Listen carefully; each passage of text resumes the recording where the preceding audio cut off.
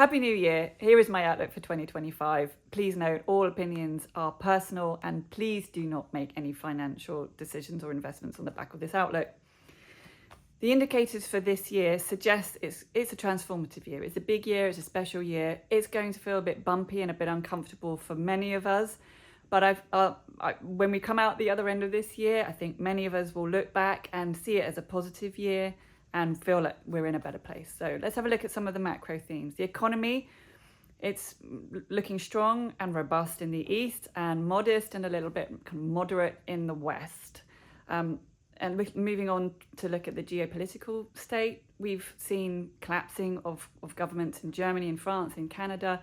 This may be an ongoing theme for 2025. If you are a follower of astrology, you will be aware that 2025 is a significant year and it's full of endings and new beginnings. And this means the demise of old systems potentially that aren't serving people. Higher authorities that aren't serving the greater good will struggle for air in 2025. Climate change. 2024 was the warmest year on record. It means going into this year, we will see more flooding, more fires, more natural disasters. I think it's important to note as well, climate change is not just an event thing, which affects us personally and it affects our businesses, but it is an ongoing thing. And what I mean by that is the World Economic Forum says that by 2030, 3.8% of total working hours worldwide could be lost because of climate-induced high temperatures. This translates into trillions of dollars being lost each year. It does not get any more macro than the sun. According to NASA, there's going to be a heightened activity in solar activity in the next 12 months. It's going to peak in July. And this solar activity has an impact on technology, on communications, on navigational systems, on electrical power, on outages. So all of this will impact your supply chain. Many of us know in our bones that change is coming. We also know innately that this change is positive and it's going to serve the greater good. From a sentiment perspective, we will start moving more towards community, helping each other, collaboration, inclusivity, serving others rather than serving self. So there's going to be a gear shift this year as far as cultures are concerned. So how does this relate to shared services? Shared services leaders and veterans, you've been through these cycles before, but this one is different, and it's different because of AI. My sense is that organizations will be leaning on shared services a lot more in 2025 to help with cost-saving initiatives, to help with visibility and transparency initiatives and governance initiatives. Shared services teams may decrease a little bit in size and footprints might change a little bit. But ultimately, the cultures of these shared services organizations are going to change and be positive and nurturing places where people are invested in and they are promoted. They're promoted to new and exciting roles and they're doing more exciting work. Let's talk about the most important part of a shared services organisation, which is its people and culture. We've gotten used to a lot of announcements regarding layoffs in the past while, with companies like Ocean letting go of 2,000 employees, Ford 4,000, Boeing 17,000, Nissan 9,000, with announcements to come from Amazon and from Microsoft. So shared services organisations will find themselves being lent on a lot more by their companies. And for this reason, shared service organisations and teams will be investing in AI technologies, RPA technologies, and actually the teams within the shared services organisations will be doing a lot more interesting work. So teams will feel invested in. There'll be internal promotions because shared services organisations won't really have the budget to recruit externally. Cultures will soften.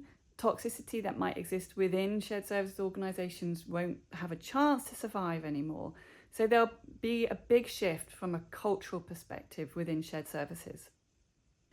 Leadership. The days of a CEO banging a fist on the desk are over. Nobody has tolerance for that anymore. They don't have tolerance for bullying, for manipulative management, manipulative leadership, toxic environments. Those days are going or gone.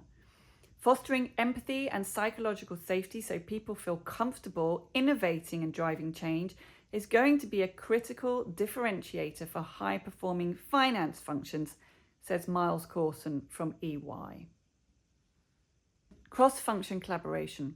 Division might be felt on a macro level, but when it comes to teams and functions within organizations, there will be a much greater sense of harmony, togetherness, collaboration, inclusivity. So this is very exciting for shared services organizations that are having to deliver on projects like e-invoicing, where accounts receivable, accounts payable, IT, VAT, tax, they all have to come together to get this project off the ground. 2025 is a year that will support that collaboration. Transparency. 2025 is a year of truth. We want to get to the truth. We want to have access to as much information that we can so that we can get our arms around what the truth is, which is why we will be relying heavily on technology, especially artificial intelligence. Also, from a personal perspective, individually, we will be trusting our innate intelligence a lot more, cutting through conversations and messages that don't feel genuine or authentic. And this is also a bit of a warning to service providers that are marketing to shared services organizations at the moment. Make sure that your messaging is accurate, authentic, truthful, honest, so that you can connect with your buyer, and then ultimately that buyer turns into a customer.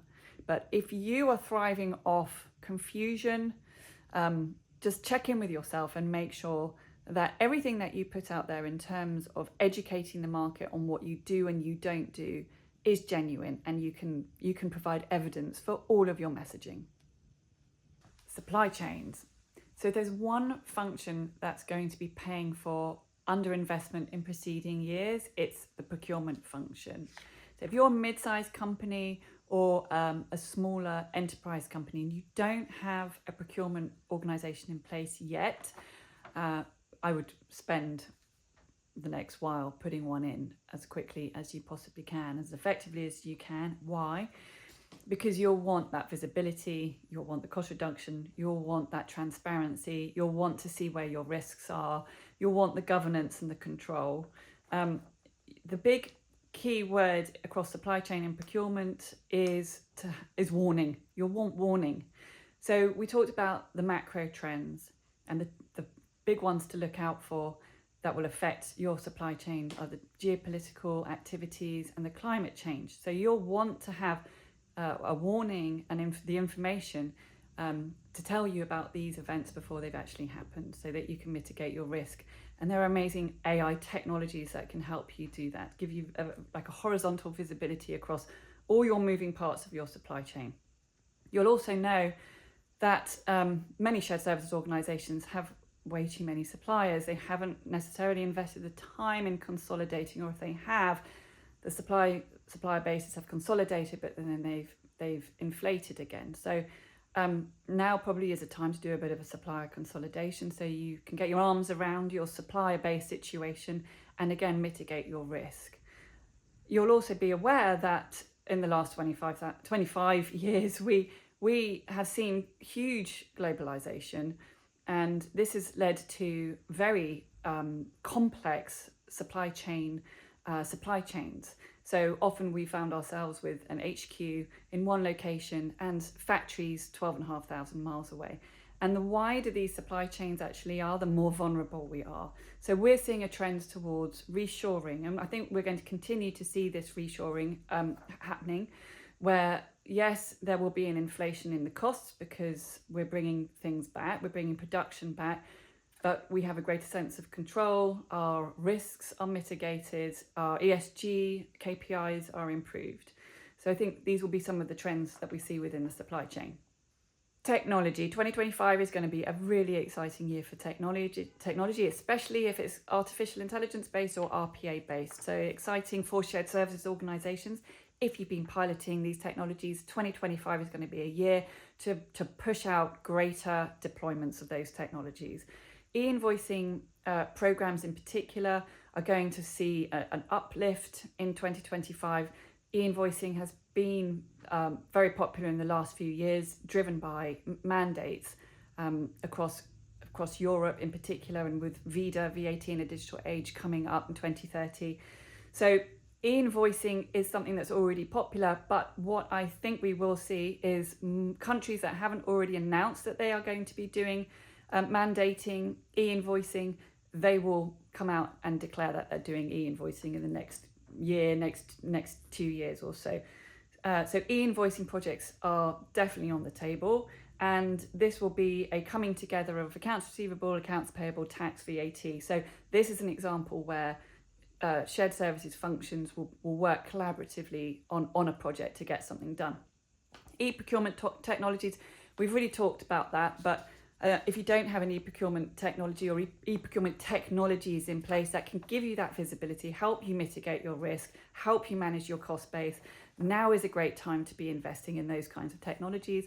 Accounts payable technologies have really enjoyed the stage for the last kind of 20-25 years. It's been a big focus for shared services organisations, and this will continue in the continued effort to reduce costs and improve efficiencies, but also because of the kind of really recent threats of fraud and cyber fraud, and shared service organisations really experiencing an increase in fraud, especially from criminals who are using AI to attack companies and get payments out of companies.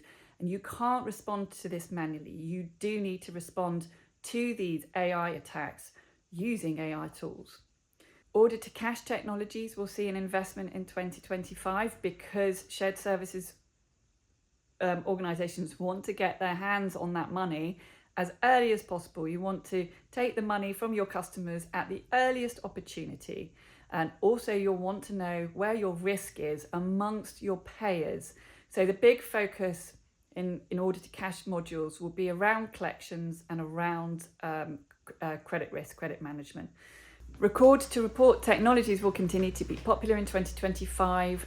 Companies cannot afford to have inaccuracies in their accounts, and companies will not be wanting to rely on manual processes, Excel spreadsheets, lever arch files to do something which really can be automated. So this is exactly the kind of the repetitive work that can be very nicely automated. Tax technology is going to be in very high demand in 2025. Richard Asquith has a blog, and in his first 13 days of the year, he referenced over 70 VAT announcements and changes. So the changes that are happening in VAT today are overwhelming to VAT teams. And in order to stay on top of the VAT changes and how those VAT changes ripple out across their ERPs and across their different processes, they're very complex, and tax teams need a lot of help with that. So they need to really be leaning on technology to help them through that. In conclusion, 2025 is a big year. It's a special year, important, transformative. We are going to come out of 2025 looking back and realizing that it's a positive year for all of us. It will, whilst we go through it, we'll feel bumpy. It might feel a bit uncomfortable. It might feel a bit messy, but we're in this together. So if you'd like more information on this piece, then please check out the LinkedIn post or go ahead and have a look at the fuller article, and we'll see you soon. Thank you so much.